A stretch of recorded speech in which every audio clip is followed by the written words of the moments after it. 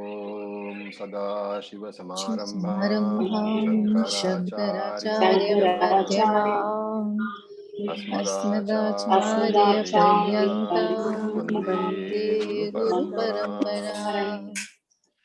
ॐ सहना भवतु सहनौ भुनक्तु सह वीर्यं करवावहै तेजस्विनावधीतमस्तु मा विद्विषावहै।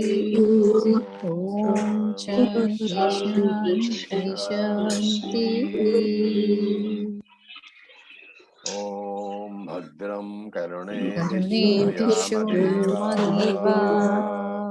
भद्रं पश्येमाक्षभिर्यजत्राः स्थिरैरङ्गसुष्ठुभागं सस्तनूभिः व्यशेमदेवहितं स्वस्ति न इन्द्रो वृत्रश्रवाः स्वस्ति न पूषा विश्ववेदाः स्वस्ति नक्षत्रो अरिष्टनेमिः स्वस्ति नो बृहस्पतिर्दधातु। ॐ शान्ति शान्ति शान्तिः। ॐ ब्रह्मादेवानां प्रथमः सम्बभूव ॐ ब्रह्मादेवानां प्रथमः सम्बभूव विश्वस्य कर्ता भुवनस्य गोप्ता विश्वस्य कर्ता भुवनस्य गोप्ता स ब्रह्म विद्यां सर्वविद्या प्रतिष्ठाम् ब्रह्म विद्यां सर्वविद्या प्रतिष्ठाम् अथर्वाय ज्येष्ठपुत्राय प्राह अथर्वाय ज्येष्ठपुत्राय प्राह अथर्वणेयां प्रवदेत ब्रह्मा अथर्वणेयां प्रवदेत ब्रह्मा अथर्वातां पुरोवाचाङ्गिरे ब्रह्म विद्याम् अथर्वातां पुरोवाचैरङ्गे ब्रह्मविद्यायां स भारद्वाजाय सत्यवहाय प्राह स भारद्वाजाय सत्यवहाय प्राह भारद्वाजोऽङ्गिरसे परावराम् भारद्वाजो अंगिरसे परावराम् शौनको ह वै महाशालः शौनको ह वै महाशालः अंगिरसं विधिवद् उपसन्नः पप्रच्छ अंगिरसं विधिवदुपसन्नः पप्रच्छ कस्मिन्नो भगवो विज्ञाते कस्मिन्नो भगवो विज्ञाते सर्वमिदं विज्ञातं भवतीति सर्वमिदं विज्ञातं भवति तस्मै स होवाच तस्मै स होवाच द्वे विद्ये वेदितव्ये वेदितव्ये इति हस्मयद् ब्रह्मविदो वदन्ति इति हस्मया यदु ब्रह्मविदो वदन्ति परा चैवापरा च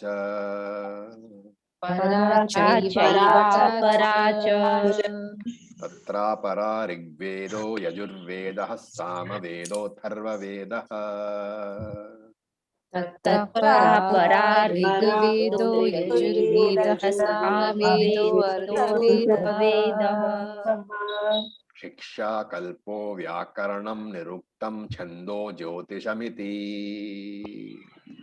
शिक्षा कल्पो व्याकरणं निरुक्तं छन्दो ज्योतिषमिति अथा परा यया तदक्षरमधिगम्यते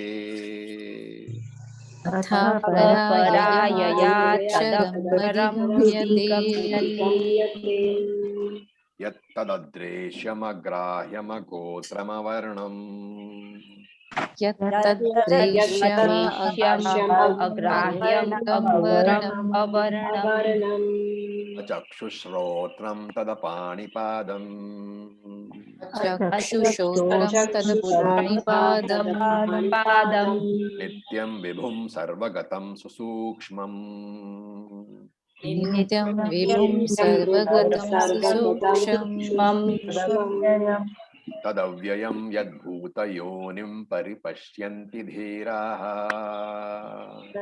यदव्ययं पश्यन्ति धीराः परिष्यन्ति धीराः यतोर्णाभिसृजते गृह्णते च यथोर्णाभिः सृजते गृह्णते च गृह्णते च यथा पृथिव्यामोषधयः सम्भवन्ति यथा पृथिव्यामोषधयः सम्भवन्ति यथा सतः पुरुषात् केशलोमानि यथा सतः पुरुषात् केशलोमानि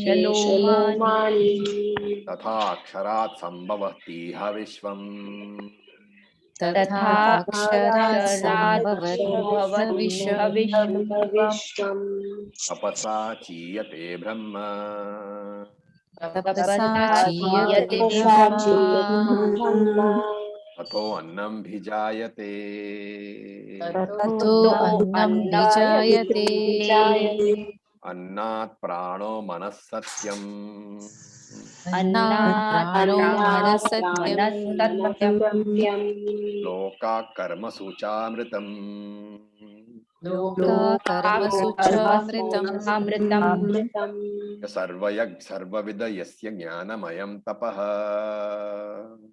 यः सर्वज्ञः सर्वविद् यस्य ज्ञानमयं तपः तस्मादेतद्ब्रह्म नाम तस्मादेतत् ब्रह्म नाम रूपम् अन्नं च जायते रूपम् अन्नं च जायते इति प्रथममुण्डके प्रथमखण्डः इति प्रथममुण्डके प्रथमखण्डः Okay. So I hope you guys are getting the hang of this by now. At least my idea is that if you hear it somewhere, will you recognize it as belonging to Mundaka Upanishad? Hopefully. So that is the idea, just be so familiar that we know at least where it is coming from, and then with regular chanting, the words also become clear. Okay, so I'm muting all of you all. Now we look at the 8th verse. I think we are finished to verse number 7. So tapasa chiyate brahma. You drop the avagraha over there. Tato annam abhijayate. So that is the breakup, the sandhi breakup. Tapasa chiyate brahma. Tataha annam abhijayate. So this Brahma is different from the Brahma of the first verse. That was Brahma, enlengthened Brahma. Okay, the enlengthened Brahma is who? Brahmaji, Hiranyagarbha. So here it is tapasa chiyate Brahma tataha annam abhijayate. That is the first line. Second line with annat, from annam, pranaha, manaha, satyam, lokaha, karmasu, chamritam. So tapasa. Tapasa means through tapas. By concentrated tapas. And here it means knowledge. So that how that is that particular derivation is taken, we'll arrive at.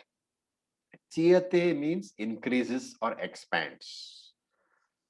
So one, often you will read this verse being presented. Tapasa chiyate Brahma. You see Brahmaji expanded. Brahmaji expanded. Okay, because of tapas. So that's one very commonly taken interpretation, what it should be, we'll look at when we come to that. So tapasa chiyate brahma. Then tataha. Tataha means tat. Tat refers to Brahmaji. Tataha, from him.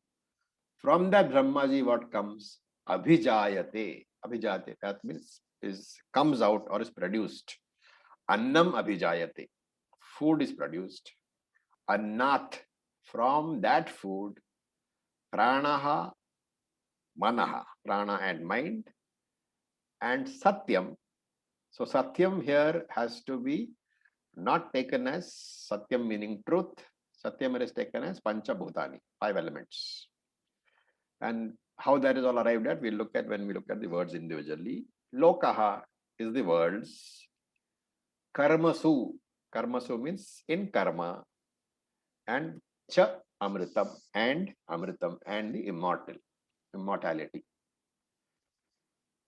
So to understand this, we have to first understand what was there before creation. So in terms of Shruti, in terms of the Upanishad, what does Upanishad say existed before creation began?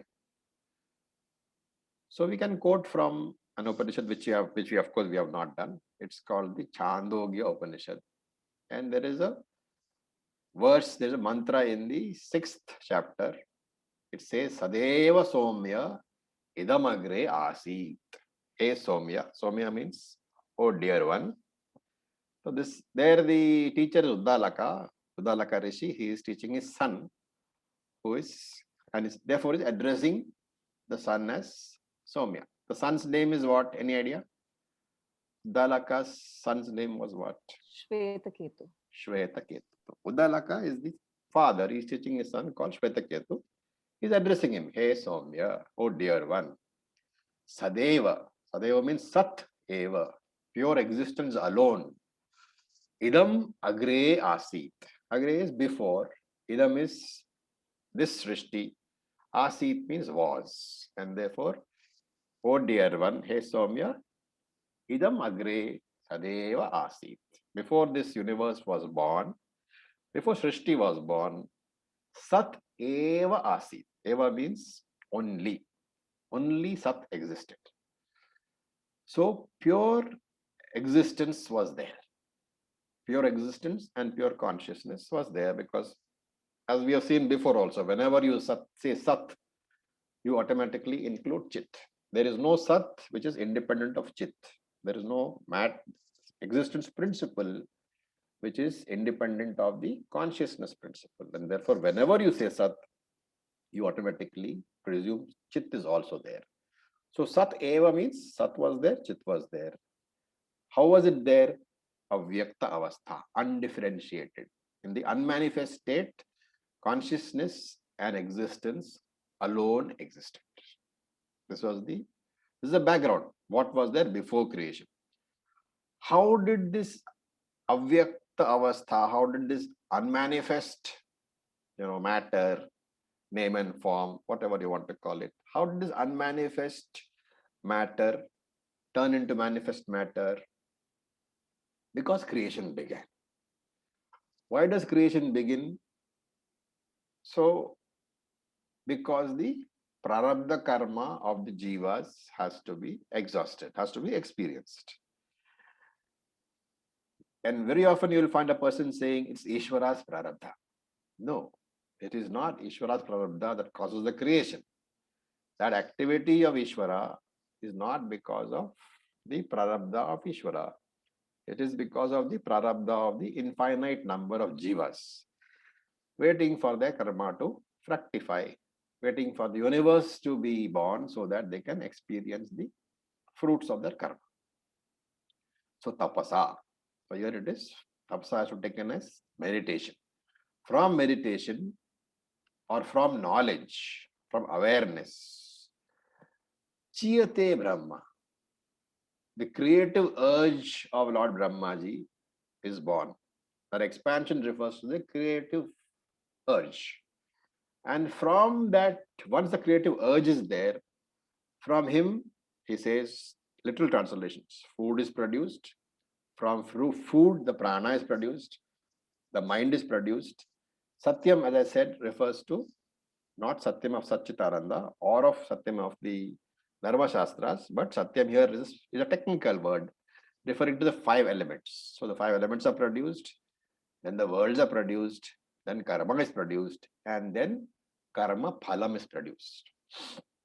So here, Actually, the I'm so sorry, I'm interrupting. You Yes. just said right now that through meditation, through awareness, Brahmaji expands. But earlier on, you said this Brahma is not Brahmaji. It's Brahmaji. Sorry, it's not Brahma, it's Brahmaji. The Brahma has to be lengthened. So it's not Brahman, it's Brahma. It's not Brahman, it's Brahma. Okay. Got it. Okay. So that because we are talking about the creation, it cannot be Brahman. And though the mantra says Brahma, we have to take it as Brahma, Brahmaji. Okay, so tapasa chiyate Brahmaji.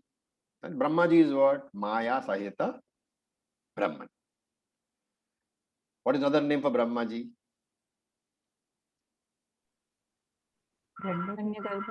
Hiranyagarbha. Okay, so all this connection we must always readily have. Jumping from Tattva Bodha to Yoga Sutras to Vedanta, that readiness to understand, if it is there, then it makes us very simple. So Brahma here means Brahmaji. Brahmaji means Ishvara. Ishvara means Maya Sahita Brahman. And also means Samashti Shukshma Shariram. Because before the creation of the world, before Virat, before the gross world is created, what has to be there? The subtle world has to be there. And therefore, very often you will find that Hiranyagarbha is referred to as the Karanam for Virat. That understanding also one must have. And so tapas here, chiyate, expands, readiness for creation. And tapas has many meanings in Shastra. So how to exactly arrive at the meaning? So we look at Shankaracharya's commentary, and Shankaracharya says that tapasa means jnanena. Tapasa here has to be understood as through knowledge. And how do we arrive at this meaning? Is it just because Shankara says so? Shankara says no. Tapas is defined as jnanam, but it is the next mantra, the mantra later. And therefore, we are just borrowing the meaning from the next mantra. So Shankara is not giving his own meaning. Jnanena means what? Through what kind of knowledge?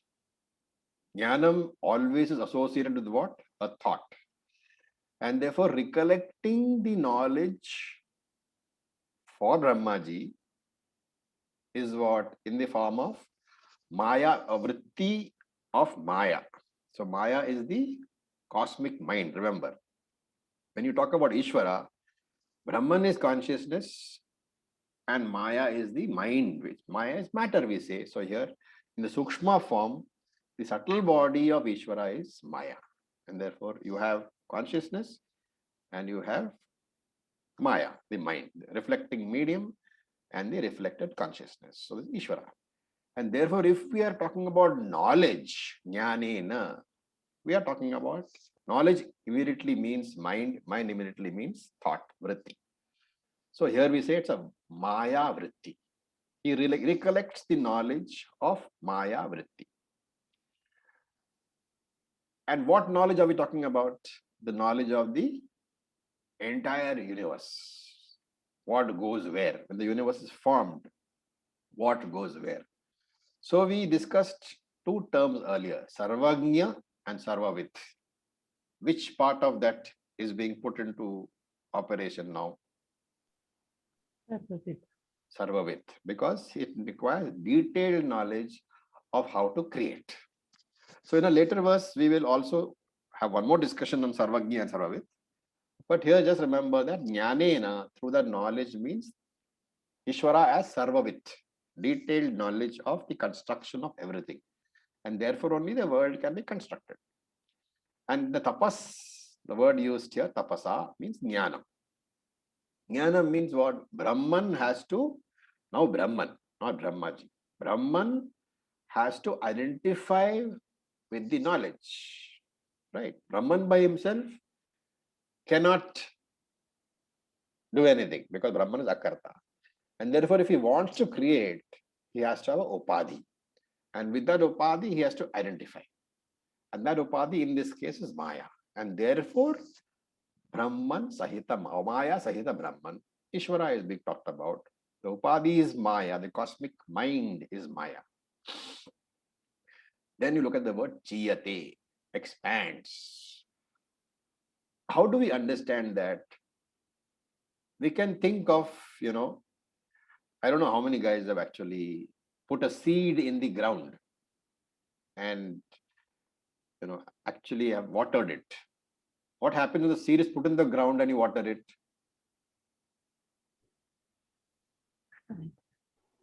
It sprouts. It sprouts, fair enough. But what happened before it sprouts? Just swells up.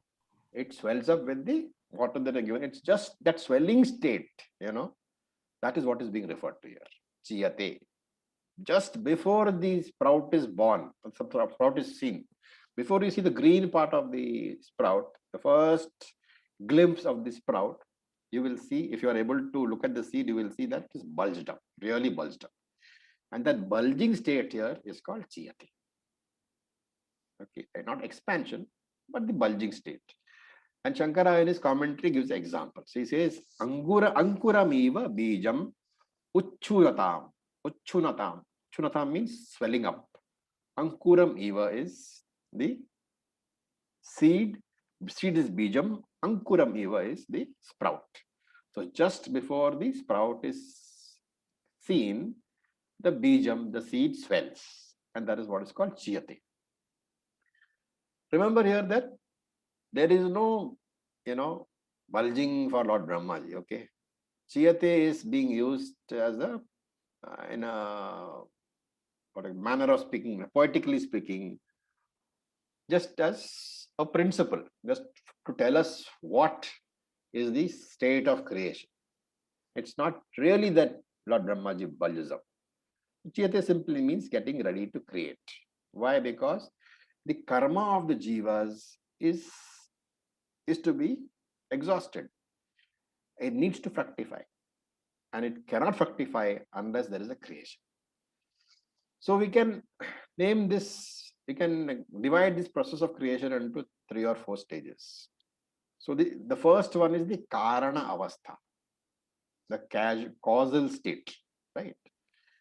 And this Karana Avastha also we divide into 2 pieces. One is, okay, you can call it Karana Avastha 1, passive Karana Avastha. That is first Karana Avastha. For simplicity's sake, we'll call it Karana Avastha 1, which is passive Avastha. Then we can call it Karana Avastha 2, which is active Karana Avastha. This active Karana Avastha, this bloated seed, which is all ready to sprout. That creation, which is all ready to come into being, that is being called Chiyate. So there is an earlier Avastha also, which is Karana Avastha again, but where no activity is taking place, there is still time for creation to occur. Okay, after Karana Avastha 2, what happens in terms of creation? What should come after Karana Avastha? Sukshma Avastha should come. Subtle body should come, because first you are having the causal body. Here we are saying that causal body itself, we are looking at 2 states. One is the passive causal body, before anything really begins to happen. And one is the state just before the creation begins. And that is the second part, the active Karanavastha. So, causal state is divided into 2 pieces. Then once the Sukshma part of it, the Samashti Sukshma Shariram emerges, which is what? Hiranyagarbha. That is called Sukshma Avastha. That is, we can also think of it as partial manifestation, because the gross world Virat has not yet manifested.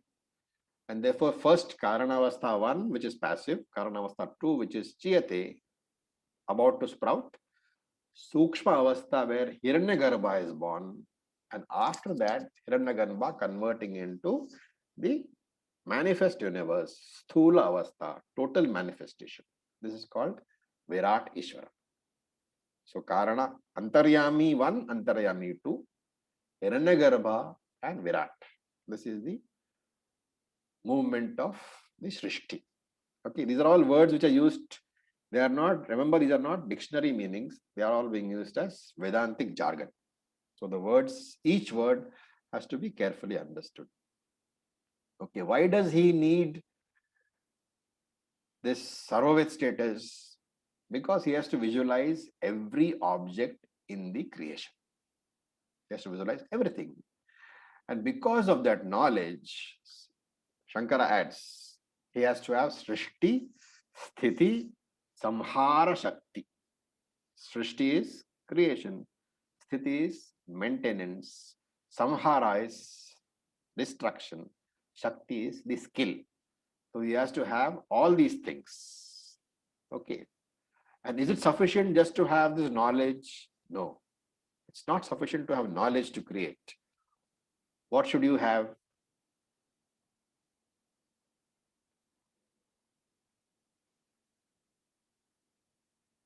What should you have in addition to the knowledge to create, for the creation to arrive? Okay, I'll give an example. I have read a book on how to make a chapati. Acharya, I'm so sorry. I think we missed. It might be my internet or yours, but there was a little bit that I missed. I think I don't know if it's just me. No, it's What happened to connection both went. us? We couldn't hear lost what you said. We couldn't. Okay, till where did you not hear? You were Just asking the us a question. which we didn't hear. Didn't hear the question. So the question is that we are saying here that Ishvara is Sarvavit. He has got detailed knowledge of how to create everything. Okay, and Shankara says Srishti, Sthiti, Samhara, Shakti. It is the knowledge. Vijnanavat. He knows how to create whatever he wants to create. He knows how to maintain whatever is created. He knows how to destroy whatever has been created. Now my question is that he says Srishti, Sthiti, Samhara, Vijnanavat. He has all the knowledge to create. But is knowledge sufficient to create? No, right? You have to have the skill also. Like making a chapati, you know that it should be round. You know it should be thin. But until you acquire the skill, the chapatis will not be fit to be eaten. Or even if they are fit, they'll certainly not be round and smooth and thin. So he says, not only this skill you must have, but you must have the knowledge also. And therefore, Ishvara has to be Sarvagnya, Sarvavita, and Sarva Shaktiman. Omniscient and omnipotent. This is all descriptions being given by Shankara of the nature of Ishvara. Okay. Now we talked about Karanavastha number 2, the one which is just before the Srishti comes, before the universe is born. And that is what this word here means. Tataha annam abhijayate. So this we said was Karanavastha 2, the bloated seed just before the Srishti comes. Remember, this is Antaryami, Samashti Karana Shariram, just before the creation. Okay. Now the point is, Tataha annam abhijayate. Annam. Why is it called Annam? The world. Matter? Annam is what? It's food. What do you do with food? Eat it up. So, bhujyata iti annam. That which is consumed is annam. That which is eaten up is annam. And what is the object of consumption of the indriyas? Everything. Everything. All sense objects are experienced through the indriyas, right? For example, and therefore, all sense objects are also called annam, because it is being eaten up being consumed by the indriyas. Therefore, shabda, sound is annam for the ears, form is annam for the eyes, rasa is annam for the tongue, and so on. Okay. Just remember, annam here is a technical word. It doesn't mean food. It means food indirectly, in the sense that which is consumed. But when we say Annam, we are all trained to think of it as Annam for the mouth only. But Shastra is saying here that anything which is consumed by any of the Indriyas, that is also Annam. So that you remember, that is Annam. Then Annat, Pranaha and Manaha. So Prana again, technical word, which refers to, remember we are talking about what part of creation right now? Always you must remember the context. Are we talking about creation of the individual or creation of the world? Of the world, Srishti. Of the Of the world. world. Therefore, prana means what? Mahat? No, sorry. Tattvabodha. Is Tattvabodha. it Where is pranamaya kosha? Sukshma Sharira? So what does it mean? Sukshma Sharira. Prana means samashti shukla. Don't say shukla. Always qualify. Samashti shukla shariram, also called hiranyagarbha. And therefore, when we said tatha annam abhijayate, we're talking about samashti karana shariram. Now we say annat, from that samashti karana shariram, from antaryami, pranaha abhijayate.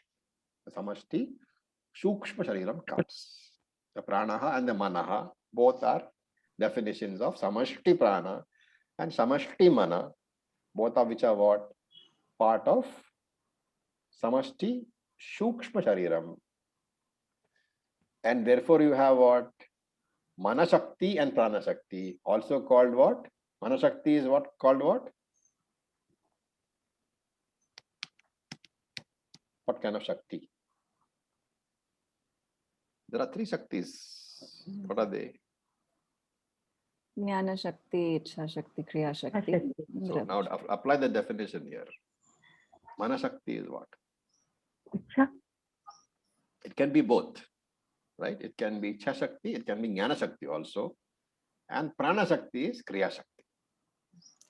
Acharya, I'm so sorry. I'm going to go back a little bit. I'm a little lost. I'm a little confused because of the Brahma thing.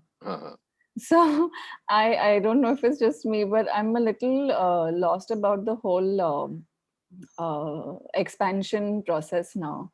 Okay, we are all talking about only Brahmaji. Brahmanji is not there. It's only Brahmaji. Right. So it's from Brahma, which is Samashti Sukshma Shariram, but it is speaking about something before that, the bulging state, which is the Karana. Okay, there you have to understand that the Brahma of the first portion, I was going to come to that. The Right. Brahma in Tapasa Chiyate Brahma. Yes. That Brahma is used for Ishvara. So that's where I'm lost now. Okay, now, Ishvara, technically, in this Tattvabodha, what they call classification of Antaryami, Hiranyagarbha, and Virat, which is Ishvara. We gave a different definition in Tattvabodha. What was that?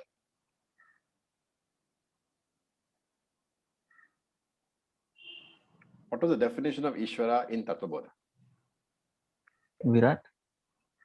No. Antaryami. That's the cause. Samashti Karan Shariram. We said RM1, RM2, RM3 is what?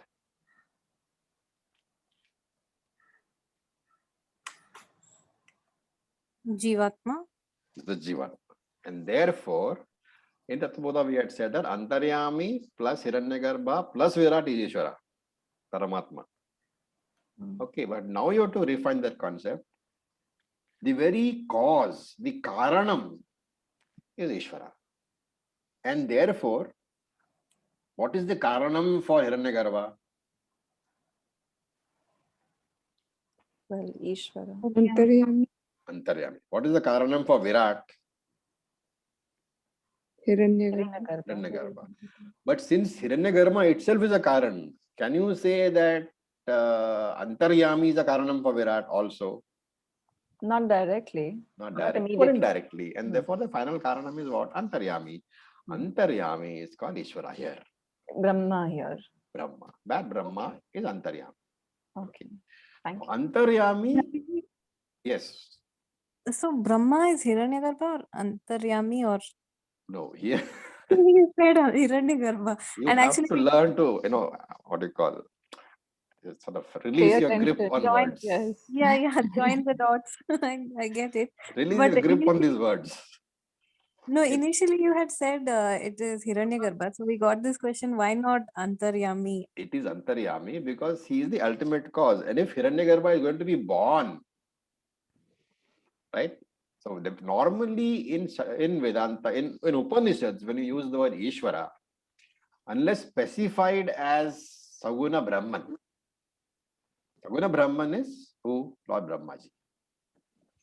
If specified otherwise, not otherwise specified, it is taken as Ishvara. And therefore, this Antaryami Ishvara is a one equation. Ishvara Hiranyagarbha is one equation. Ishvara Virat is one equation. How you're going to take the meaning depends upon the context always. Vedanta is highly contextual. That is why you have to be very careful how you extract the words. Here, remember, we are saying Tathaha, from that Antaryami, Annam Abhijayate. Annam is technical meaning, Samashti Karana Shariram, meaning Hiranyagarbha. And therefore, Tataha Annam Abhijayate means from that Antaryami comes the Hiranyagarbha. And therefore, Ishvara here is Tataha, Antaryami. Okay. That is, yeah, go ahead. Acharya, Yeah. Tata is Ishvara, and then Brahma is the Samashti Karana Sharira here. And right now, I just, the point is if you hold on to those concepts which you had in Tattvabodha, you will find it very difficult to understand. Every word has to be understood in the very context. And that's why I'm saying here, look at the words. Tataha Annam Abhijayate. We are saying Annam is Samashti Karana Shariram. Therefore, what is Tataha? That Ishvara. Karana Shariram phase 1 is that Tataha? No, Tataha Annam. Here Annam is Samashti Karana Hiranyagarbha. Tataha is Karana Shariram phase 2. Related to in the mantra Tapasa Chiyate Brahma. That is Chiyate phase 1. Brahma is the Brahman, is the seed which is about to sprout. So Karana Avastha number 2. Karana Avastha number 1 is what? When Brahman said, okay, now I must, create. Ishvara. That is Ishvara. Again, Acharya, how do we understand that right now when you say that? So that is understood as Brahman, Yes. Sahita Maya, Yes. where the three gunas are in equilibrium. Right, but Brahma again doesn't do anything. Now I can come back Brahma, remember, is used interchange, and especially Shankara, to. he uses interchangeably for Ishvara and as well as for Brahman. Yeah. So that scientific mind which excludes our taking any meaning but one for one word, that has to be dropped now. No, I get that, but the Karana phase 1 is we take that as not pure Brahman but Brahman with Maya. Nirguna Brahman is not here in the exercise at all. Okay. Up to now. Yes. Up to now we are talking about creation, history and all that. Right, it has to be right. So only Saguna Brahman. Got it. Okay, that way. Nirguna Brahman, when we come, I will point out that this is Nirguna Brahman. Okay. Sorry to ask you so much, but because I got really confused with this particular. That is why this kind of it's always confusing, but it's better to ask all the questions. Yes. Okay. So right. Raviji, so basically there is this Brahman plus Maya, which is phase 1 in equilibrium, Avyakta state. Then there is a phase 2 where this is that Chiyate which is being referred here. Yes. Then this Tataha, that means from that Chiyate, this Annam comes, which is basically the Samashti Sukshma Shariram. Correct. And that the next one, the Prana part also is referring to that same Sukshma Shariram. Sukshma Shariram, yes. Okay, fine. Now I get it. Right. All right. Oh, Acharya. Yeah. Let me correct. I mean, I'm totally confused. Tataha is Karana 1. Karana 2. Tata is Karana 2. Okay. Now, if you want to divide this into further, you can divide. I'm not trying to confuse you guys. I'm trying to make it more. Once you write down all this and put it into a chart form, it'll be easier. We said Karanavastha 2 are there. Karana 1, Karana 2. Karana 1 is the inert state before, after Pralayam, but before the onset of the next Srishti. Karana 2 is the Tapasa Chiyate, just before the birth. Then from the Annam, Prana is born. Samashti Prana. If you want, you can call it Hiranyagarbha number 1. From that Prana, because you're going by the mantra, right? Annat Pranaha, Pranat Manaha. So from Prana, Hiranyagarbha number 2 is born. This is Samashti Manaha. Is that okay? Karana 1, doing nothing. Sorry. Karana 2, just before Srishti. Hiranyagarbha 1, It's Tataha, right? Karana 2 is Tataha. Right. Then Annam Abhijayate. Annam Abhijayate. So this Annam is Samashti Shukra Shariram, but divided into 2. Prana and Manaha. Right. So Samashti Prana is Hiranyagarbha 1 and Samashti Manaha is Hiranyagarbha 2. So Pranaha and then Manaha. Prana and then, because Pranat Manaha. Right. Annat Pranaha, Pranat Manaha. You have to go very carefully by what the mantra says. Yes. And what is Manaha? Of course, the mantra doesn't define. But Shankara says Sankalpa, Vikalpa, Samshaya, Nirnaya, Adi, Atmakam. Does that need explanation? Sankalpa, Vikalpa, Samshaya, Nirnaya, Adi, Atmakam. Atmakam means having the nature of. Sankalpa, Vikalpa, this or that. So Sankalpa, Vikalpa, Samshaya. So means Samshaya in the nature of Sankalpa, Vikalpa. Is it this or is it that? Did I lock the house or did I forget to lock the house?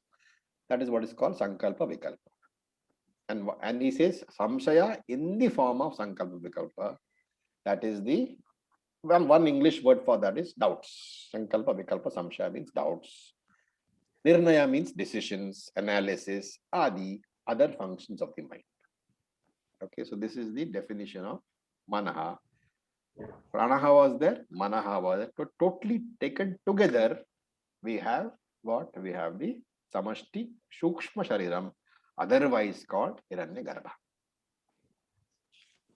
Okay. Now, from that Hiranyagarbha, what is born? Satyam Lokaha. Okay, now Satyam here means Panchabhutani and Bhautikani. Again, this is not Sthula. Satyam means Pancha Bhutani and Pancha Bhautikani, which is what?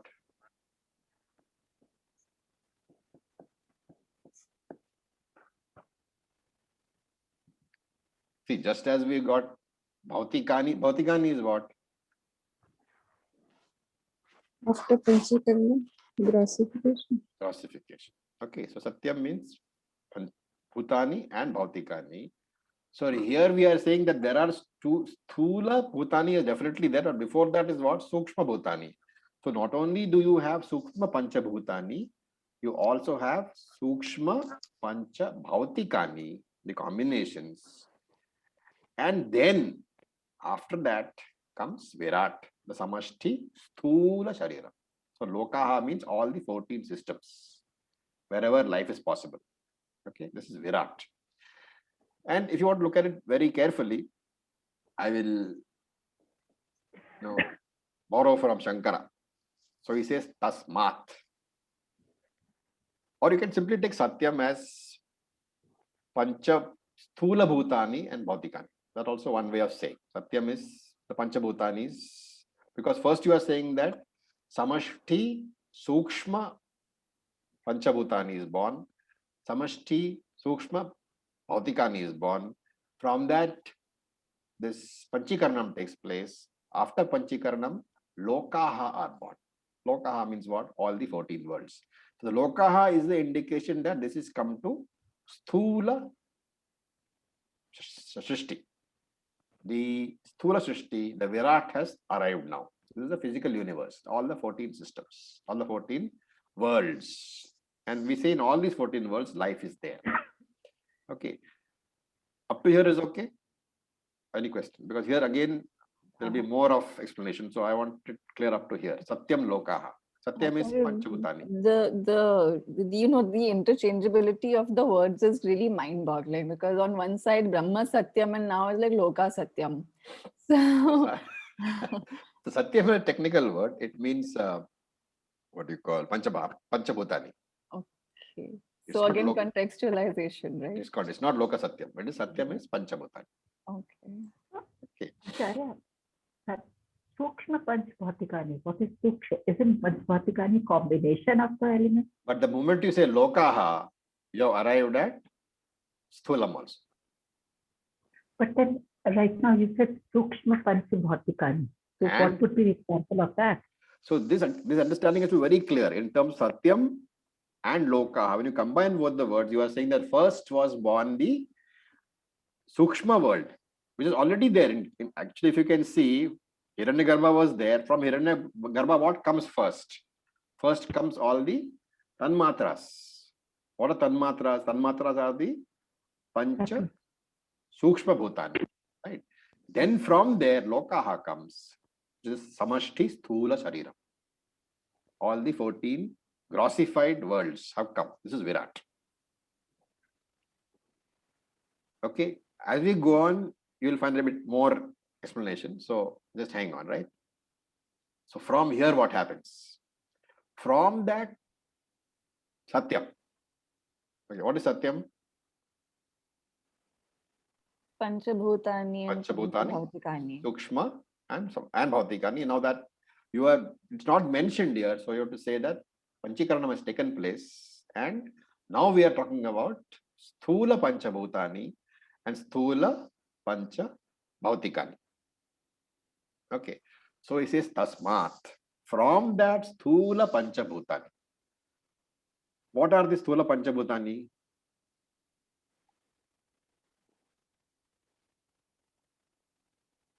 Come. Tattva bola. When you say Sthula Panchabhutani, what should you be understanding? The 5 elements that Akasha. are visible to us.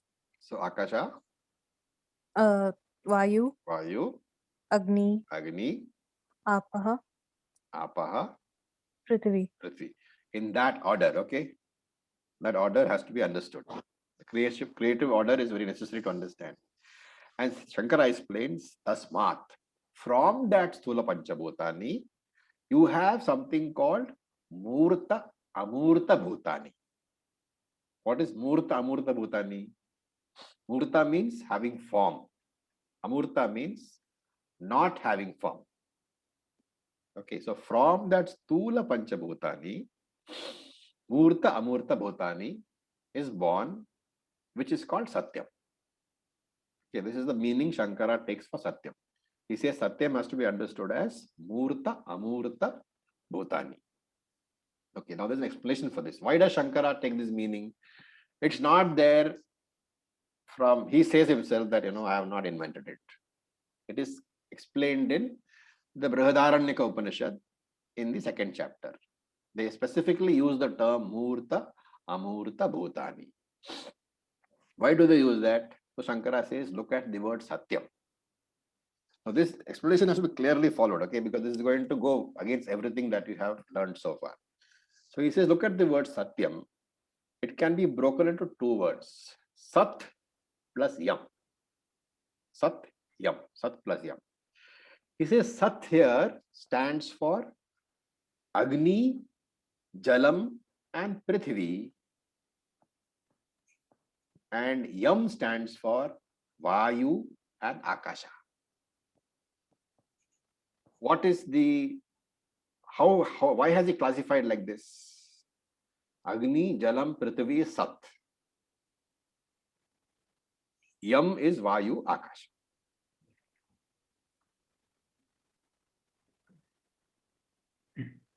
You can see them. No confusion. It is all very logical. If you can look at them carefully, Agni, Jalam, Prithvi is one classification. Vayu, Akasha is another classification. What is the difference between the two? Vayu and Akasha is that which is not perceivable, while Jala Gross and is Sat. perceivable. Excellent. So Sat stands for Murta Bhutani, which is perceivable. Yam stands for the invisible two elements, Amurta Bhutani, Sat, Yam. And hence, the 5 elements. Okay, this explanation is given in Rudraranyaka Upanishad. Clear so far? Guys?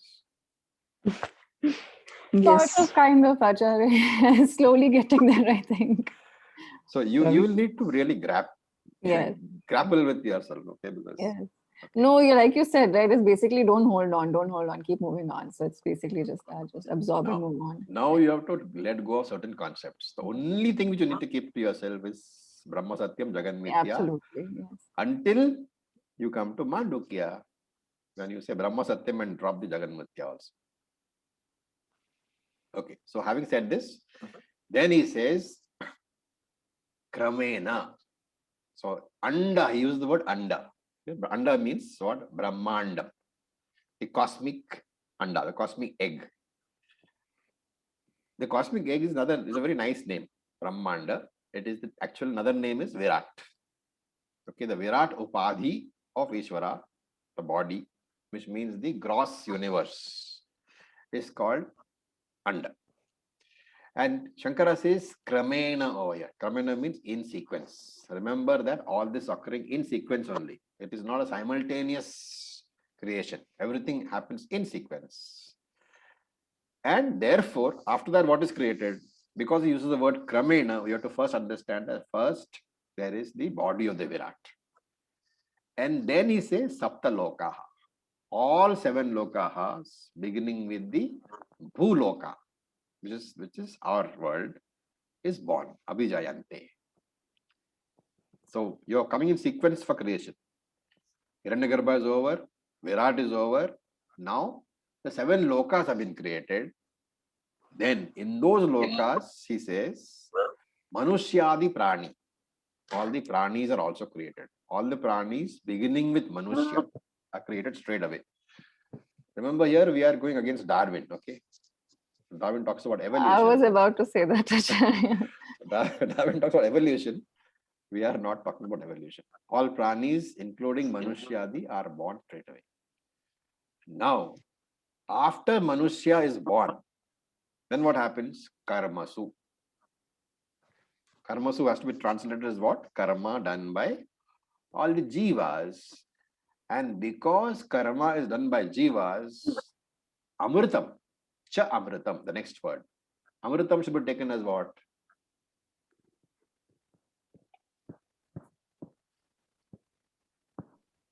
Karmasu chamritam. It's a sequential usage. Karmasu, Shankara says, is to be translated as karma of the jivas. And if that is so, then what does amritam mean? Till they are exhausted. Sorry? Karma Till they are- phalam. Karma phalam. There you are. You're beginning to think like Shankaracharya. Okay. So karmasu, karma is there and karma phalam is there. So punyam and papam is also born. Okay. Normal meaning of amritam is what? It is immortality. Now the peculiar thing is, why is amritam, why is karma phalam called amritam? There must be a logic. What is that? The logic is that karma phalam will be immortal unless you exhaust it. Exhaustion of karma phalam can be done in only 2 ways. Either by experiencing the karma or in the knowledge that you are akarta. And if you don't have either of this, it will continue to stand in your account and therefore it is called amrita. Okay. And therefore clearly from the context, you have to discard the normal meaning ananta. Amritam means ananta, unlimited by time. Because of the context where it says this is born out of karma, you're going to say that this is karma phalam only. Okay, I'll take a small break in case anybody has questions.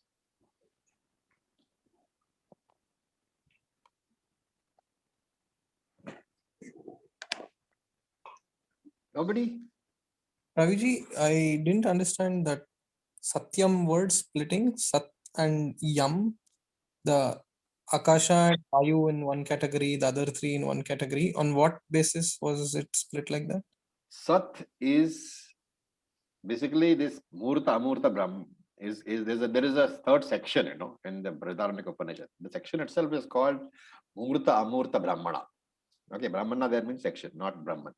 In Brihadaranyaka Upanishad, the term used for section is Brahman, Brahmana, or Brahmana rather. So there it says that the 5 elements are referred to like this: Sat and Yam. Sat being the visible elements, Yam being the invisible elements. So Sat is Vyakta Panchabhutani, Yam is Avyakta Panchabhutani. What are Vyakta Panchabhutani? Agni, Jalam, Prithvi. You can see them all. You can see Agni, you can see Jalam, and you can see Prithvi. You cannot see either Vayu or Akasha, and therefore Amurta Bhutani. Why?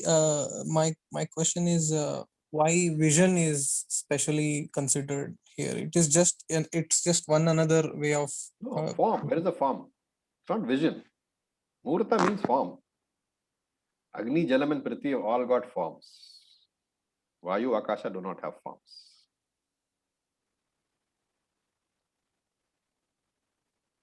Okay. Okay. Of course, you can take a stand that Jalam doesn't really have a form because it takes the form of the container. But still, it is more gross. You can actually see it. And if you let a drop of oil or drop of water remain on the ground, it's got a form. Same is not true for either Vayu or for Akasha. Not convinced. And I'm only thinking why form, color are both. No. You look at the word Murta. What does Murti mean? Form. Yes. So Murta means that which has got form. Amurta means that which has not got form. Simple as that. Form is recognized where, how, which Indriya recognizes the form. Eyes. That's the meaning. Okay. Okay. So any other question? Raviji, one more little behind. Yeah. That Annat Prano Manaha word. Yeah. You said Anna doesn't mean with respect to eyes alone, but all other Indriyas also, that which consumed. That which is consumed is seen as Anna. Yeah, Annam is sense object. Anything which is consumed by the Indriyas is the Annam. And that you will find the same meaning being taken in a lot of Upanishads. So from the sense object, the what comes from the sense object? No. Annam stands for sense object. Sense in objects in its Sukshma form over there. Because what are the sense objects in Sukshma form? Indriyas. Right. So Indriyas are where? In Sukshma Shariram. That's why Annam. That is why that what they call before the Hiranyagarbha number 2 or number 1 even. Before Hiranyagarbha number 1, what is there? It is Antaryami number 2, the Karana Avastha. That Karana Avastha is the Karanam for the Indriyas. That is why it's called Annam. Potential name and form.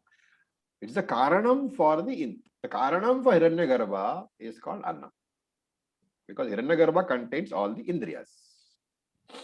Why is so in that context, you can also have another Vedantic discussion. Hiranyagarbha is Karyam or Karanam now in terms of Annam and Hiranyagarbha? Karyam. Now, the nature of Karyam, what is the relationship between the nature of Karyam and the nature of Karanam? It has the features of the Karanam. That is why Hiranyagarbha is called the Karyam for the Annam. That Antaryami number 2 is called Annam because it has its basic features are what emerge in Hiranyagarbha. So this Karanam Karyam relationship But remember, there is no relationship because the Karanam is Karyam itself. Karyam is Karanam itself. Only difference is there is a name and form attached to the Karyam, which is not there in the Karanam. Hiranyagarbha has a name and it's got form. Right. Okay, so in this, all the Vedantic discussions which we have had so far in the last 5 years, all of them have to be brought into play for understanding. So, Okay. Acharya, Yeah. is it the Tataha here is Antaryami too? Beg your pardon? Tata here is an Antaryami Tataha too. here is Antaryami too. Okay. After that, Hiranyagarbha comes into play. After that, Hiranyagarbha comes. Hiranyagarbha Prana, then Hiranyagarbha Mana. Okay, now let us look at, having done this so far, let us look at what is the order of the creation. Remember here, Tattvabodha talks about order of creation. Okay. And Taittiriya also, Taittiriya Upanishads, they talk about order of creation. This is Akasha came first, and then so on and so forth. Okay. And then there are other Upanishads, for example, Chandogya Upanishad. The Chandogya Upanishad doesn't talk about Pancha Mahabhutani. It talks about Three Bhutanis, Agni, Jala, Prithvi. And therefore, remember that in different Upanishads and different Shruti, the Shrishti creation, the Prakriya as it is called, is presented in different manner. Okay.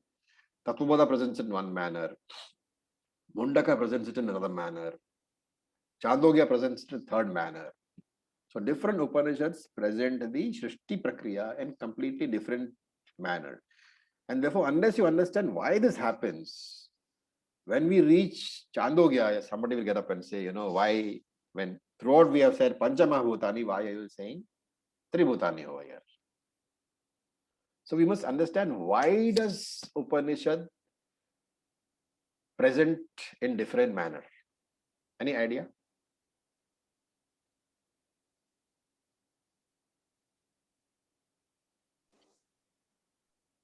Okay. What is Tatparyam of Shastram, of all the Shastra? To make you understand, there is no Karya, there is no creation. Only Brahman is there. Yeah, Tatparyam of Shastram, very simple. Sarvam Brahma. Everything is Brahman. Nothing is separate from Brahman. What is created is Mithya. The Karanam is Satya. Jagat is Mithya. Okay. Now,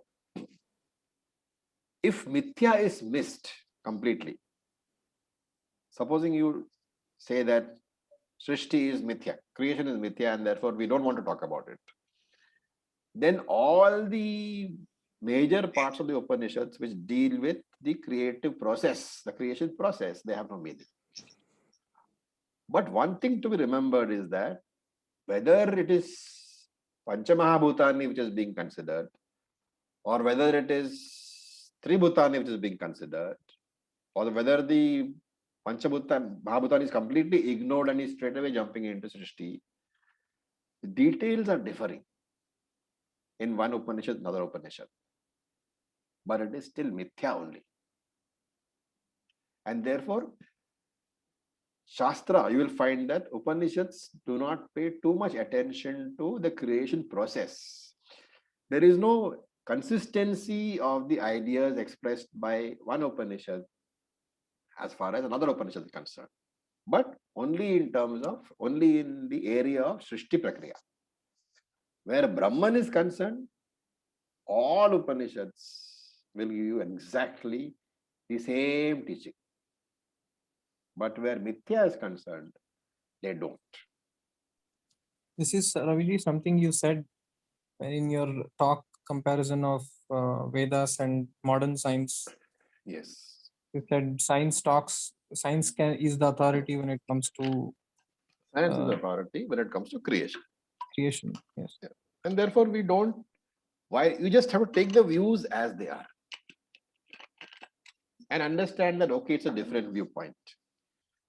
But for me, it's not important, because even if it is contradicted by science, it doesn't take away my faith from Shastram, because Shastram is basically for the purpose of inquiring into Brahman. not into mithya. Okay.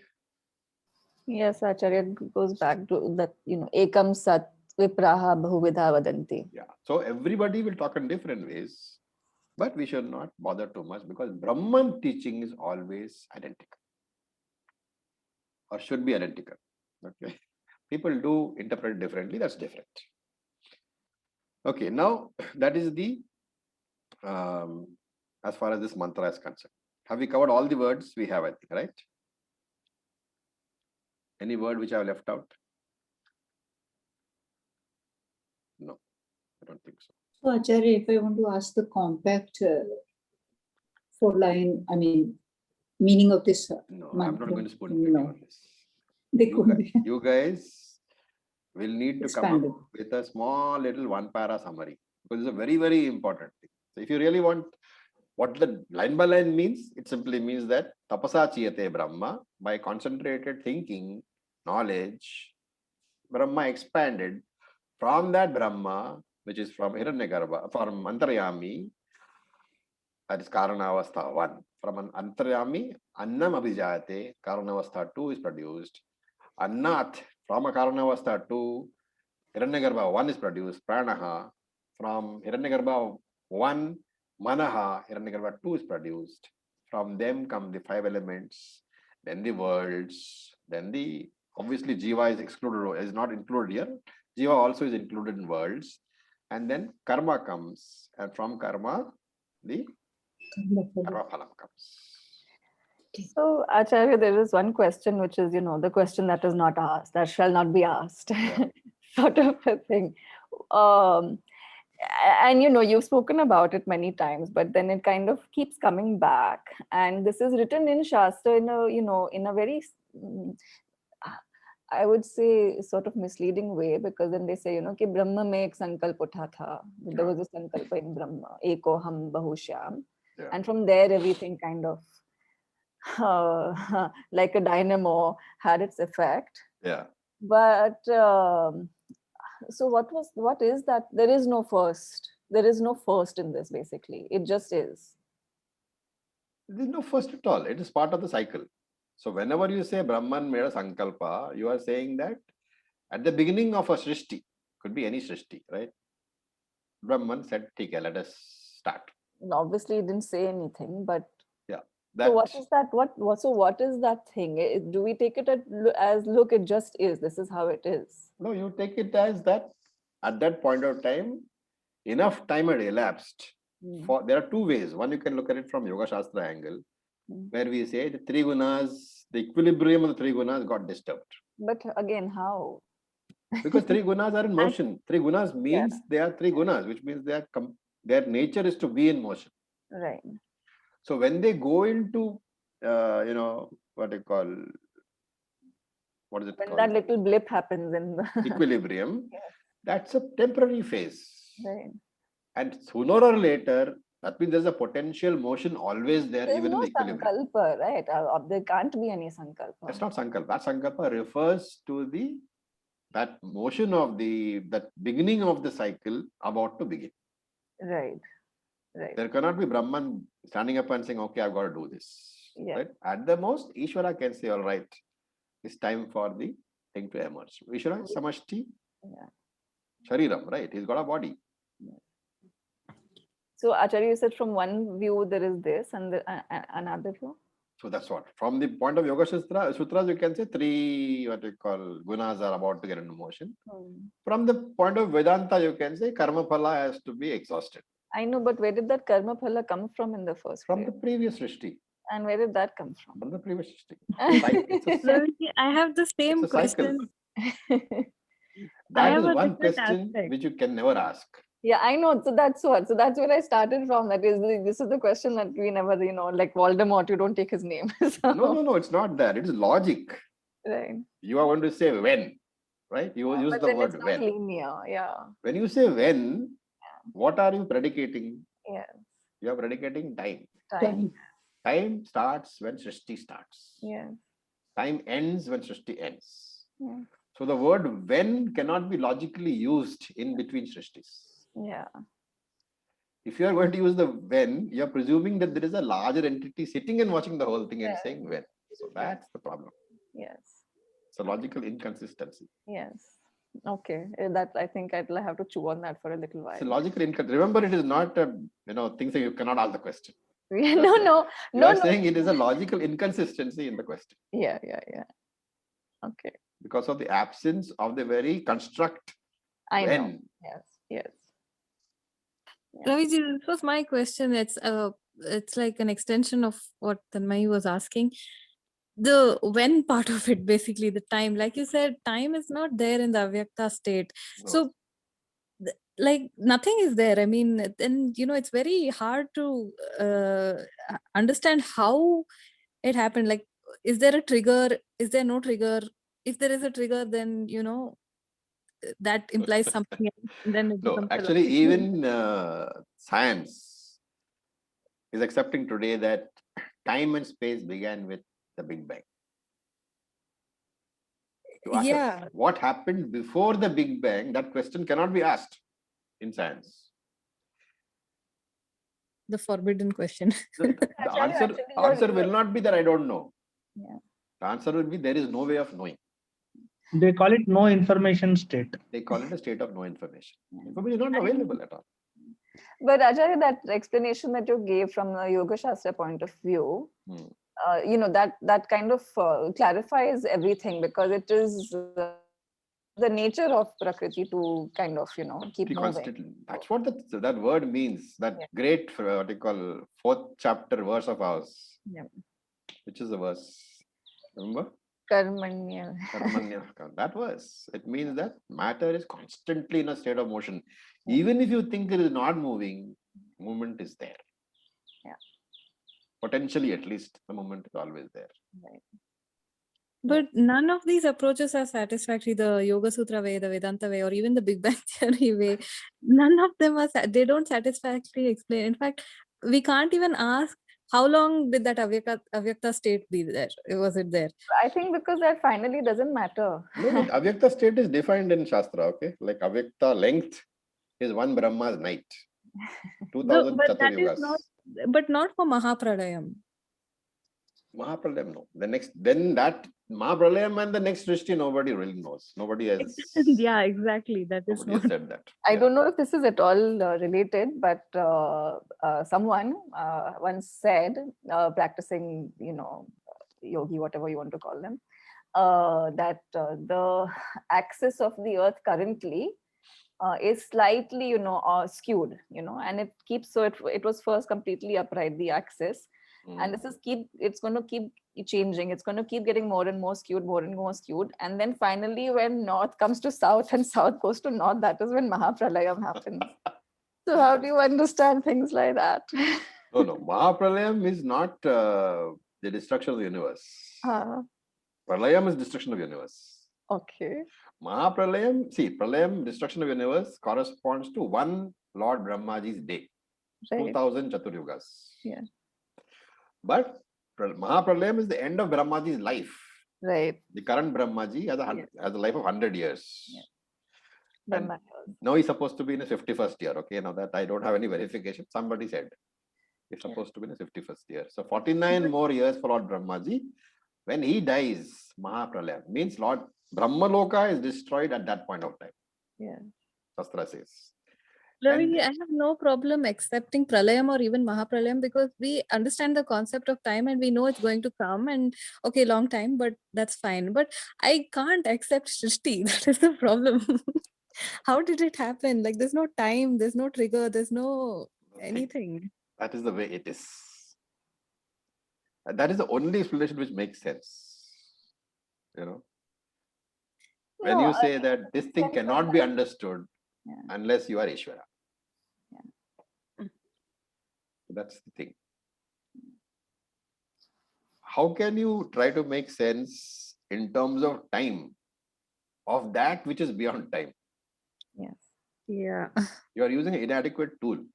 Maybe some other time somebody will discover the right tool. But currently, you can't. The tool you have in your hand is what? Time and space. Both of which begin and end with the normal history, not even with Pralayam. not even Mahapralaya. Mahapralaya, you are saying, is many of these, right? Hundreds of these, thousands of these. Yeah. Now, another thing which I want to say is all these mental gymnastics, they all belong to the world of Vyavahara. Yes. They're all non-Tatparyam items for Shastra. They're all matter and therefore they should not matter. They should not matter. Mind should not matter. Yes. What is matter? Never mind. And what is mind does not matter. Yeah. So that's what they say. Yeah. Okay. So before closing, I'll just draw an introduction for the next mantra. The next mantra we'll do in the next class. But Shankara uses this opportunity to introduce the next mantra. So he says that it is meant to show, the next mantra, that is 119, is meant to show that all the aspects of the universe, of the Jagat, do not simultaneously emerge. It's meant to show that there is a sequence in the emergence. The universe emerges gradually. Why does this question come? Why does this doubt come? Why does somebody have to think that where can the doubt come from? Does the universe simultaneously emerge, or does it emerge in a time frame, in a sequence? Why should you have that doubt at all? He asks the question. Why should a jiva have a doubt whether the universe emerges sequentially or emerges simultaneously? Do you know? Can you think of why the doubt should occur?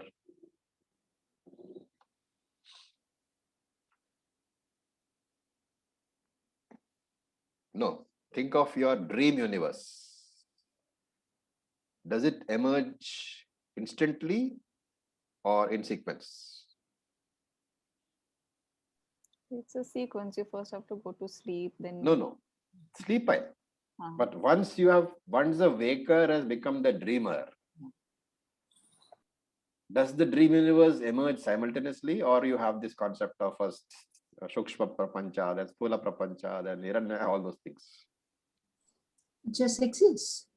It comes. It comes simultaneously.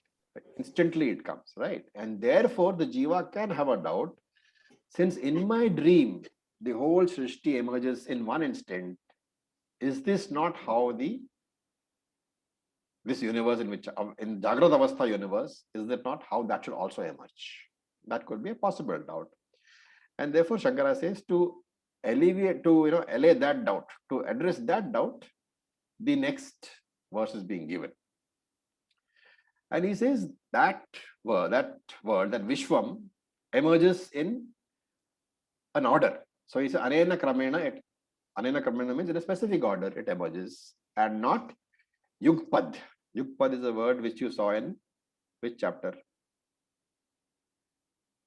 The chanting girls should know.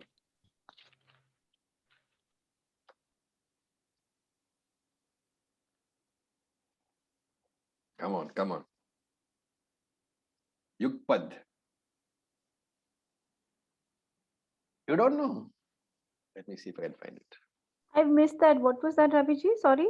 I'm saying the word Yugpad. Yugpad. Which chapter was it?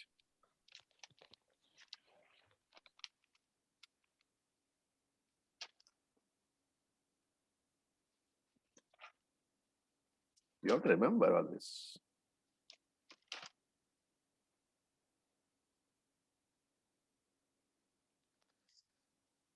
Divi Surya Sahastrasya. What's the rest? Bhavet Yug Pad Utpitha. Which chapter? No? Come. Divya Malayam Bharadharam Divya Gandhanulepanam. Chapter 11, when he's describing the Virat Swarupam. Yes, so Divya Surya Sahasrasya Bhaved Yugpad Utthita. What does it mean? He's talking about the form of the Virat. Divi Surya Sahasrasya, like 1,000 suns and bhaved yugpad uttitha, simultaneously appearing. Yugpad means simultaneous. And therefore, here the teacher is saying that, or Shankara is saying rather, that anena kramena utpadyati, that Vishwa, that world, the Jagat, emerges in a particular order. Anena kramena, and na yugpad, not simultaneously. And Shankara uses a very nice analogy. He says that supposing you have a handful of grapes in your hand and you drop them, open your hand at one moment. Will they all fall simultaneously to the ground? No. They'll fall at random, but there's a sequence. And therefore he says, you must understand that the world is not going to be born simultaneously, but this mantra is meant to reveal the niyamakram, the rule regarding the sequence in which the world is born, the world is created. Okay. With this, we'll stop for today because the next mantra also has a longest explanation. And I don't think we have the time today. Any questions?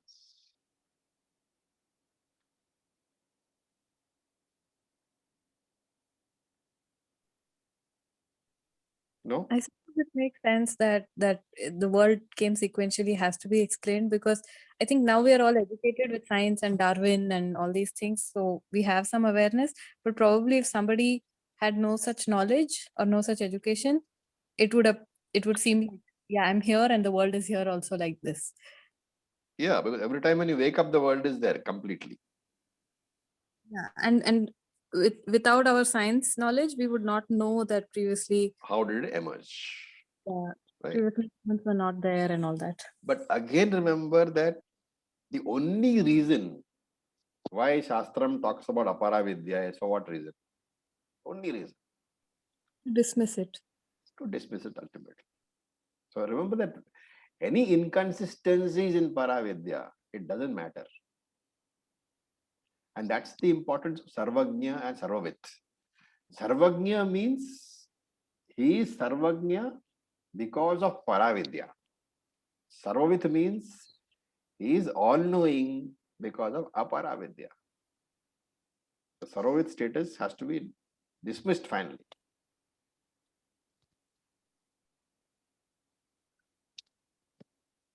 Okay. So with this, we'll stop if you have any questions. Otherwise, we'll go to there's almost 1.5 hours of one verse. That's quite a stretch, no? This was one whopper of a mantra, Acharya. So all whoppers of mantra in this. And the more you actually think about them, the more the clarity grows. Okay, guys, thank you so much. With this, we'll stop. Om Purnamadav Purnamidam Purnat Purnamudachyate Purnasya Purnamadaya Purnam Eva Vasishyate. Om Shanti Shanti Shanti. Om Tat Sat. Om Namah Shivaya. Thank you for your patience. so much, Acharya. See you next weekend. Thank you, Acharya. Thank you.